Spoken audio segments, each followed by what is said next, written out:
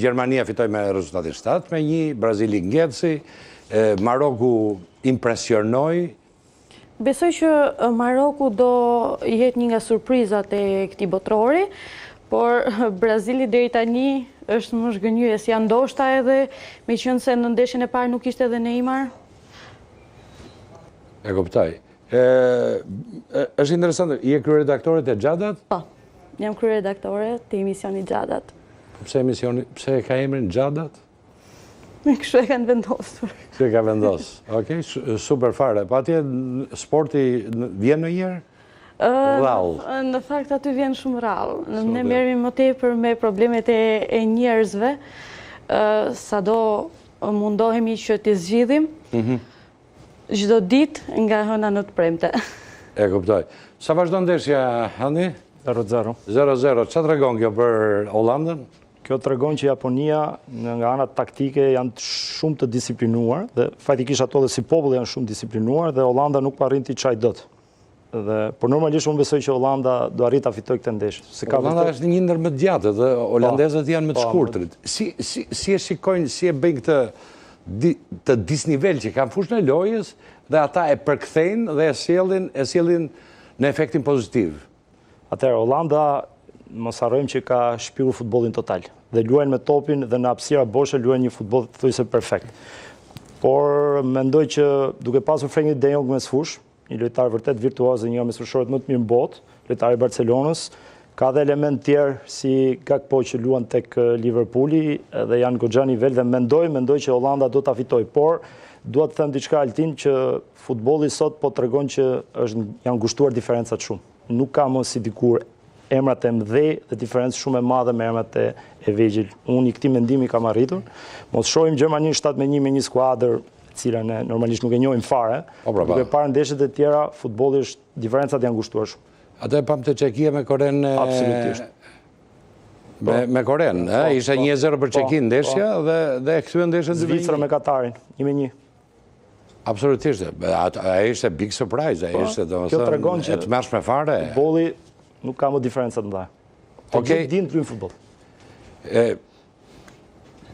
Nuk e di regjia nëse kemi lidhje gati apo jemi në diskutimin në studio. Rapa mësuin që me që të kemi këtu, nuk të kemi çdo ditë, si vazhdon karriera juaj në Ukrainë? Sa ndeshje ke bërë atje, sa gola ke bërë?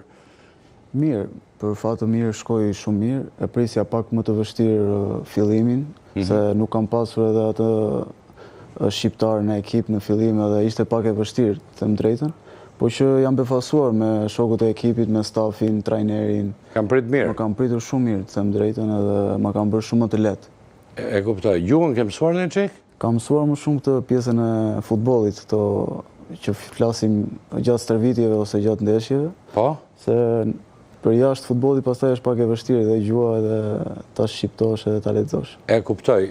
Sa u bëre atje, sa kohë u bëre? 1 vit e gjys. 1 vit e gjys. Sa vjet ke kontratë? Kam edhe 2 vjet. Edhe 2 vjet. Ka ndonjë ofertë për televizor? Momentalisht kam pasur 2-3 interesime, po nuk është asgjë konkrete akoma. Por që shpresoj që të gjejmë ato gjuhën e përbashkët edhe me ofertën dhe me pjesën e klauzolës. Po të laj një dëmtim pas, më duket sa... Po, u dëmtova gati 3 muaj, ishte për fajin tim, që është e vërteta që... Doja të futesh më shpejt. Doja të futesh më shpejt edhe pjesa e trajnerit dhe klubi kërkonte që të më kishte gati për kampionat. Po? Po dëmtim pas dëmtimi shkoj... Po tani janë në rregull? Po tani e kam kaluar. Nuk ka asnjë problem, ja? E kam kaluar dhe mbylla sezonin. Ke bërë gole andej, sa ke bërë? Kam bërë 2 gola dhe 3 asist. 2 edhe asist. Po sa shqiptar jeni në kampionatin Ukrainës? Jemi goxha. Unë aty në ekip kam edhe 2 kosovar, edhe tani me blerjen e fundit që ka bërë ekipi me Kasallën. Bëhet në ekip. Takoheni me shqiptarët, megjithëse Ukraina është e madhe?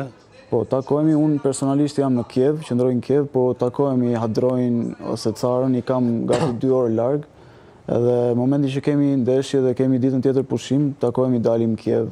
Me kombëtarën ke luajtur? Kam bërë vetëm 2 ndeshje miqësore me Rejan, Edi Rejan, në Katar.